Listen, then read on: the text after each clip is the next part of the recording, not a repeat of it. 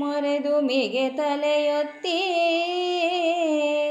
ತೆರೆಮೈ ಮುರಿದು ಗುಳು ಗುಳು ಗುಳಿತ ಘನ ನಿಷ್ಠುರ ನಿನಾದದ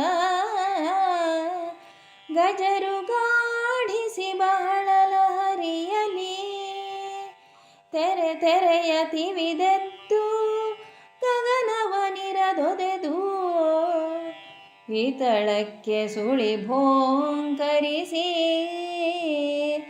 ಸಾಗರ ನುಗ್ಗು ಗವಳವ ಕೊಂಡವಲು ಕುಣಿದ.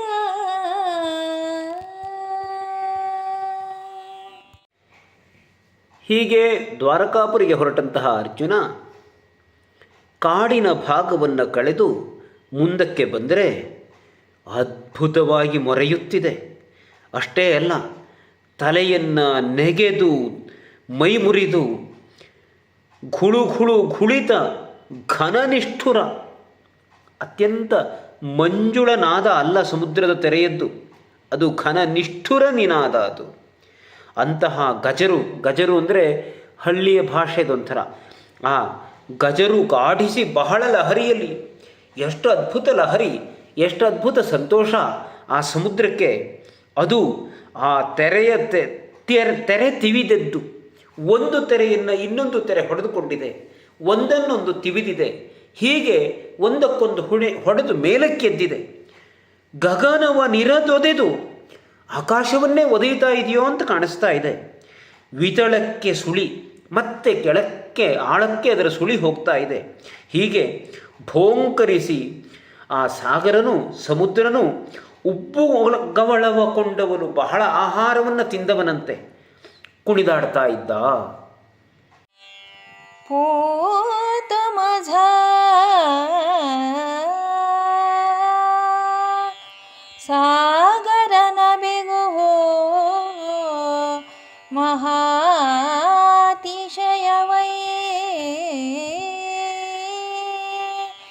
ಇವನ ನಂಜಿಸಲು ಆತಗಳು ಮರ್ಮಿಗಳು ಬೆಟ್ಟವನೊಟ್ಟಿನೆತ್ತಿಯಲಿ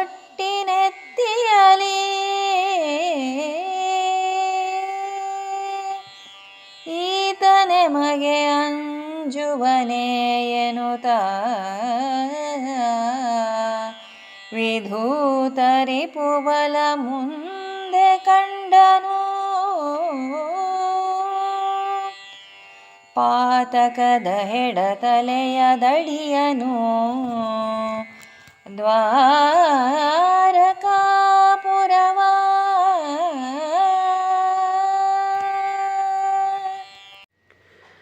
ಅದನ್ನು ನೋಡಿದ ಅರ್ಜುನನಿಗೆ ಹೀಗನಿಸಿತು, ಪೂತು ಮಛ ಶಹಬಾಸ್, ಸಾಗರನ ಬಿಗುಹು ಮಹಾತಿಶಯವೈ.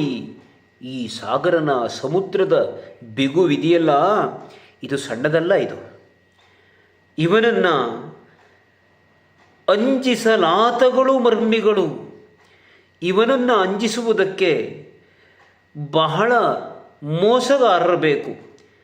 ಎಂಥ ಮರ್ಮವನ್ನು ಮಾಡಿದರು, ಎಂಥ ಉಪಾಯವನ್ನು ಮಾಡಿದರು ಅಂದರೆ, ಈ ಸಮುದ್ರನ ನೆತ್ತಿಯಲ್ಲಿ ಬೆಟ್ಟವನ್ನಿಟ್ಟು ಕಡೆದರು. ಈತ ನಮಗಂಜುವನೇ, ಇವನು ನಮಗೆ ಹೆದರುವವನೇ, ಇವನು ಅಸಾಧ್ಯ. ಅಂತಹ ಇವನು ನಮಗಂಜುವವನಲ್ಲ ಅಂತ ವಿಧೂತ ರಿಪುಬಲ ಮುಂದೆ ಕಂಡನು.